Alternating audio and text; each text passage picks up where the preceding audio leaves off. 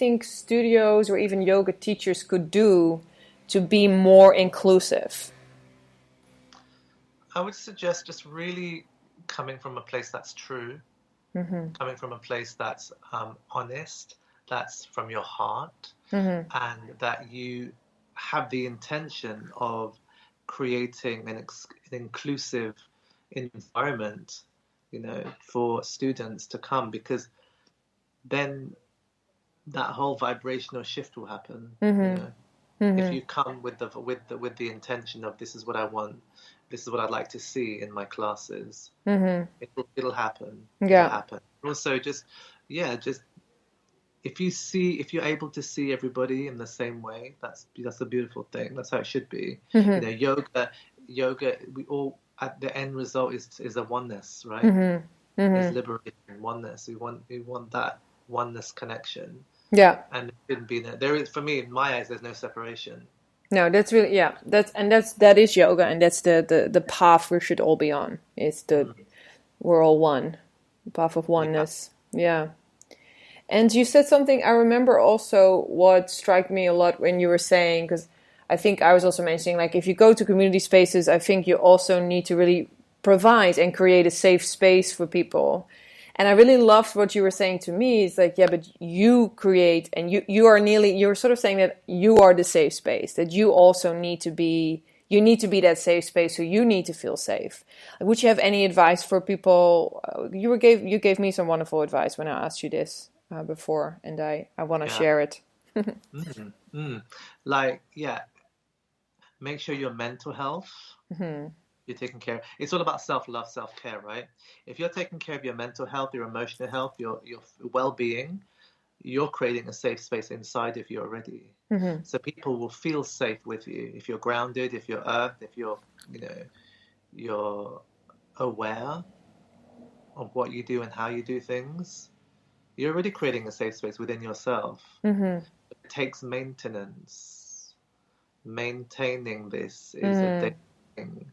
Yeah. And then for me, my thing is like, you want to be around the people that serve you, that elevate you, that support you, that believe in you, believe in what you're doing.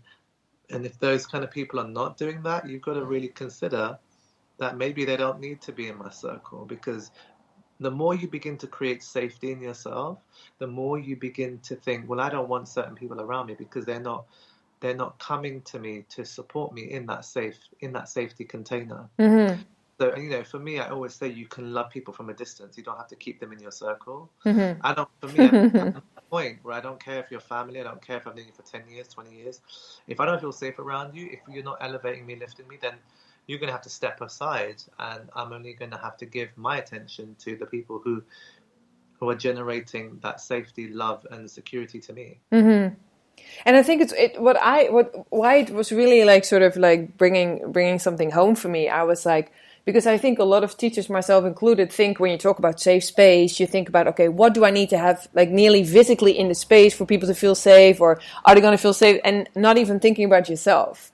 And when you said to me like, yeah, but you're the safe space. I mean, if they feel safe with you, then you are the safe place, and you're kind of like, oh yeah, like it was really something that really meant a lot to me. And I think definitely, especially when you put yourself in a position where you are facilitating or coaching or teaching or yoga, I feel you need to be very established in something yourself before you even think about giving or sharing it with other people.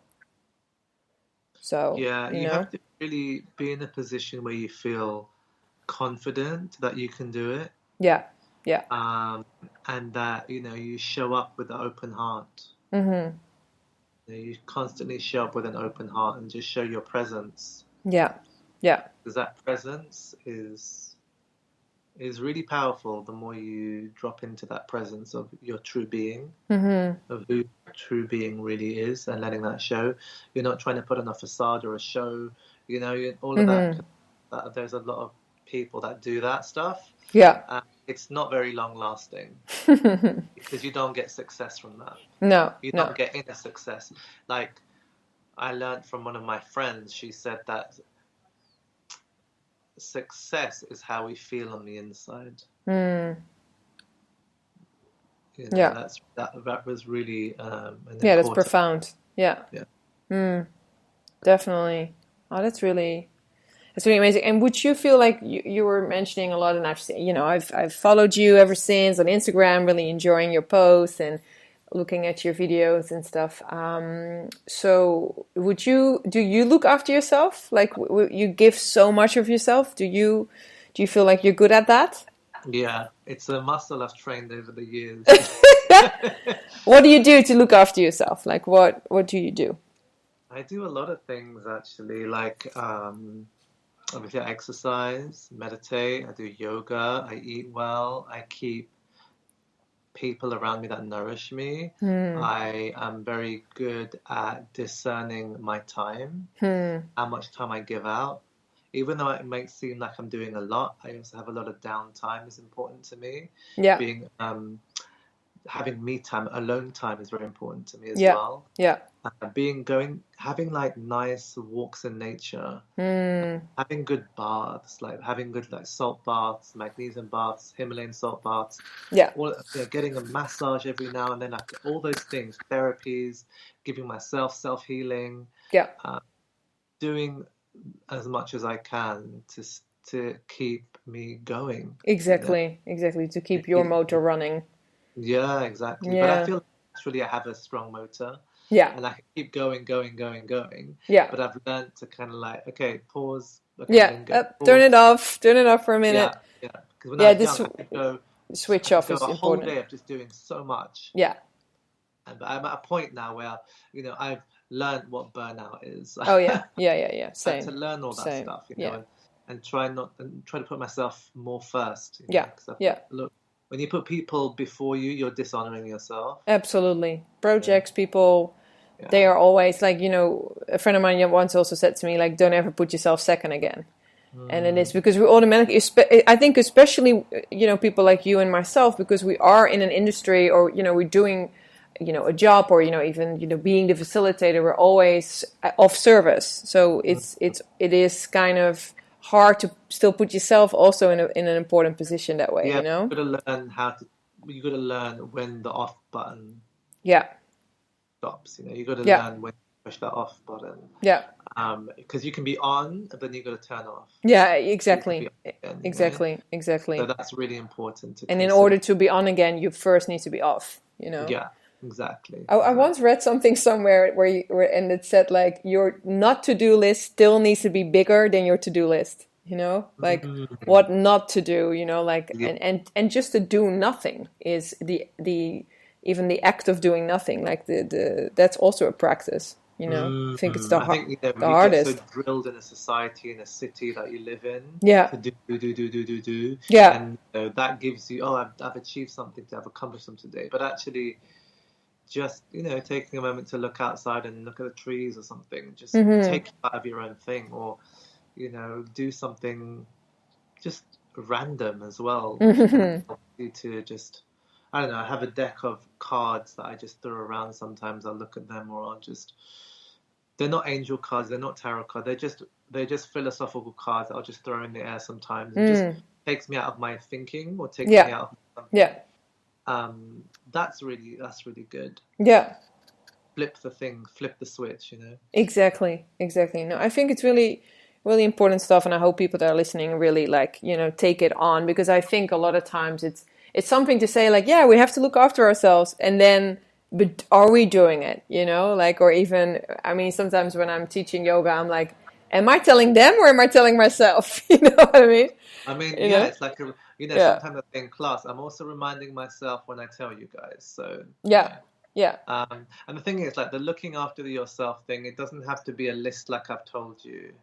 This is just because I like variety. It could be one thing that's practiced 3 times a day. It could be stretching your body, or closing your eyes, or having naps. Or it doesn't have to be so lavish. Or you can make it however whimsical you want. Yeah. It could be taking a bike and just riding to the park and coming back. It can be basic things, but it's part of taking care of yourself. Yeah, having absolutely. a cup of tea. How about exactly. that? Have a nice cup of tea from this beautiful Thai mug that you have over there. That's it. And so the book, so you're writing, is this your first book you're writing, Dirish? It's Like my the first official book. I've written I've done ebooks and things, which are hmm short books, which you can download. Actually, you can download free on my website, dirish.com. There's a free, wonderful.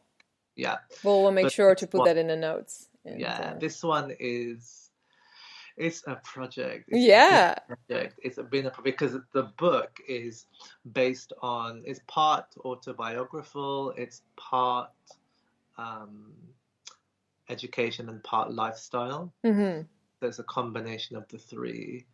Because I'm demonstrating what I've learned and hmm then how I've used the tools and then how I live them. I Yeah, think that's really nice. important for people to grasp and to get that it's not just theory. Because a lot of when I was growing up reading all these different chakra books and spiritual books, it's a lot of theory but not much practice. And hmm you want to make this stuff practical magic because it really is what that is. It is practical magic. Yeah. Once you begin to exercise it in your life, Chakrasize it in your life. chakrasize it in your life.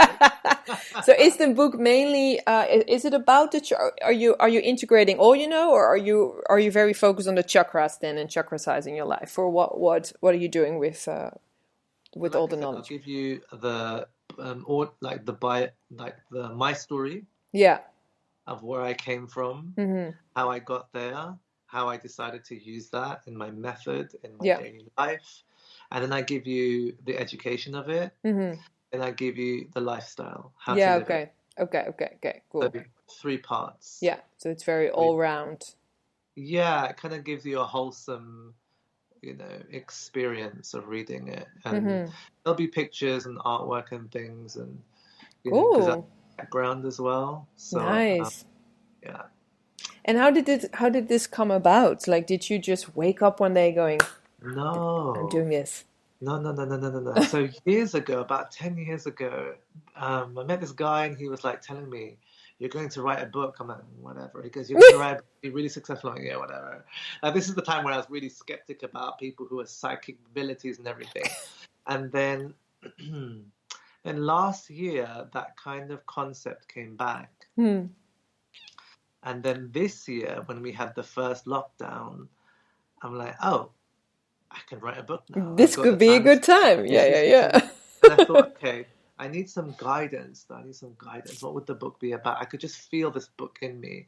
So I had this reading done, this soul reading, and the soul reading said that it's gonna, this is the things you need to do in order if you want to get this book out. So I followed the instructions of what I needed to do. It was like a little ritual I had to do. yeah. And it was really powerful because as soon as I did the ritual, I knew what I wanted to do. And I just started writing. The chapters came, I just wrote down all the chapters. It was so really quick.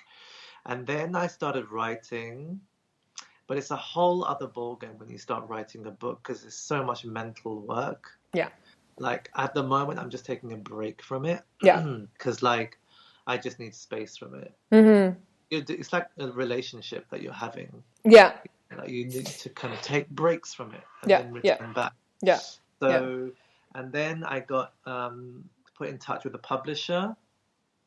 So I need to actually get onto that Yeah. and start doing that. But I'm not pushing anything. I really want this to be organic Yeah. process. I just want to say it should organically evolve as well, isn't it? Like it's coming Yeah, I from just want this you to and. be really organic hmm and really come from a very true, I mean, it's coming from a true place. It's coming from my experience. hmm I want to give it the time to breathe as well. Yeah. Yeah. And I definitely, especially, if there is no, why should there be a rush? Like No, you there really isn't. need to take your time. And I'm sure you're also, because it is also about your life. I think you're also diving back in to your, back to your life and back into your Yeah. time, and that there's processing happening there as well. I'm I telling think. you, that's what's a lot to go back and to hmm think back and to put yourself in that emotional position again. Yeah, Uh, totally.